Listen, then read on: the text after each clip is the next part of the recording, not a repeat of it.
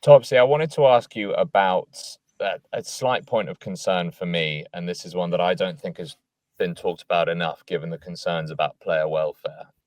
Tom Curry played 80 minutes on Sunday, 2 weeks after his second concussion in as many months, where, to anyone's eye, it looked like he was out cold. He's obviously had his injury problems.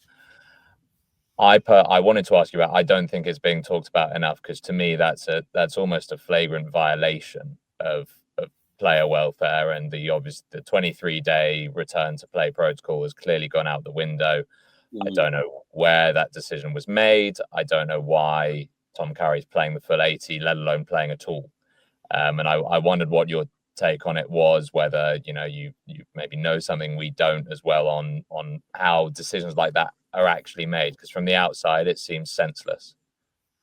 Yeah, I'm with you. I don't know, weirdly, maybe it was just my phone and my Twitter algorithm, but I probably saw more talk of that than I actually saw the rest of the selection and the rest of the points going into the game. By what I saw, it was fairly unanimous that he shouldn't be playing. And to our earlier conversation around, if England had been in a different position this autumn, they would have taken the opportunity to rotate the team. But that aside, Tom shouldn't have been playing.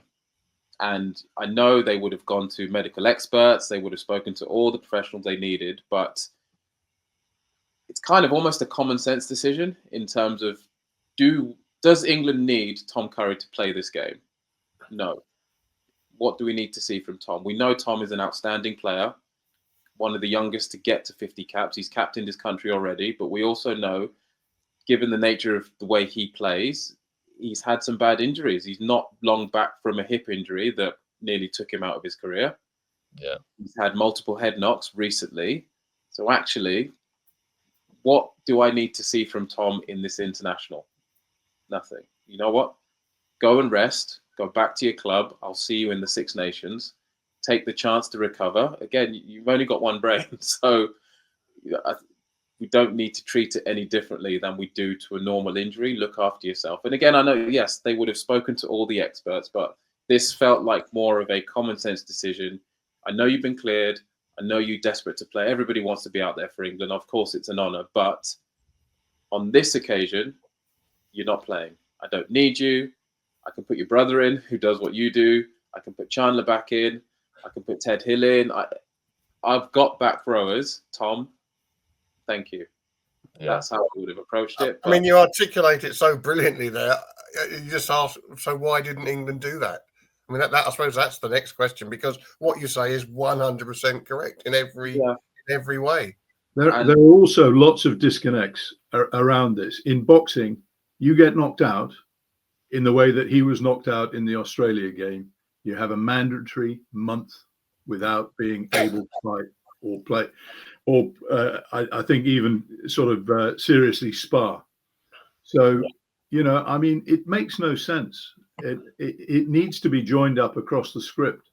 And rugby doing one thing while other people are doing other things doesn't make any sense. On this. Apart from anything else on this, I mean, Topsy, as you say, has articulated absolutely perfectly. And you've been far closer to this than any of us guys. We look at it from the outside. But actually, the effect on people looking at it from the outside is really important. Apart from anything else, it's totally tin-eared. Yeah. In terms of public perception to pick a bloke under those circumstances. Really scarily stupid, actually. Yeah. That is the biggest point, isn't it? Rugby's fighting against concussion, against lawsuits, CTE, and all this. And it's actually doing a lot to kind of change the game in terms of the tackle height and everything to make it a safer sport. Talked a lot about player welfare. You've then got, obviously, the people in the stadium, the millions watching at home, seeing Tom, and actually the concern from the other players as well, knowing that he was out cold. Yeah. And then 2 weeks later, he's back out there. And it's like, right, this is a sport that preaches about player welfare and safety and looking after the longevity of its players.